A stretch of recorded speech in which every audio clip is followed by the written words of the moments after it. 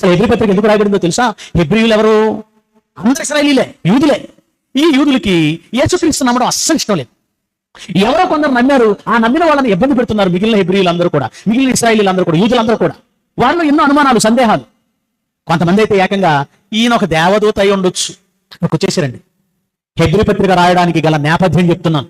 యేసుక్రీస్తు ఒక దేవదూత అనే భావన ఆ రోజు ఆ ప్రజలలో బాగా బలంగా పాతుకుపోతున్న కాలంలో ఆయన దేవదూత కాదు, అంతకంటే గొప్పవాడు, ఘనుడు అని మాట్లాడుతూ దేవదూతలతో ఎలా చెప్పాడు తెలుసా?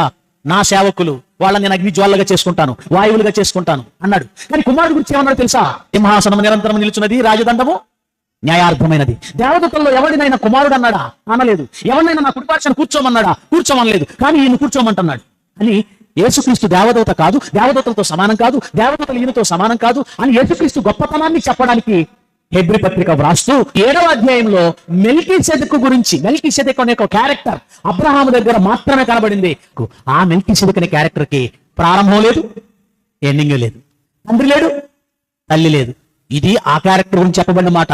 దీనిని బట్టి యేసుక్రీస్తుకి అసలు పుట్టుకే లేదని చెప్పు. ఎందుకంటే సాక్షాత్తు యేసుక్రీస్తే నేను పుట్టి తిని, నేను పుట్టి తిని, నేను పుట్టి తిని, నేను పుట్టి తిని, నేను పుట్టి తిని.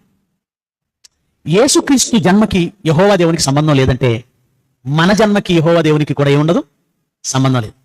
ఇప్పుడు మనం ఆయన తండ్రి అనాల్సిన అవసరం ఉండదు. ఎందుకంటే దేవుడు యేసుక్రీస్తుకు జన్మనివ్వనప్పుడు మనకెందుకు ఇస్తాడు జన్మని?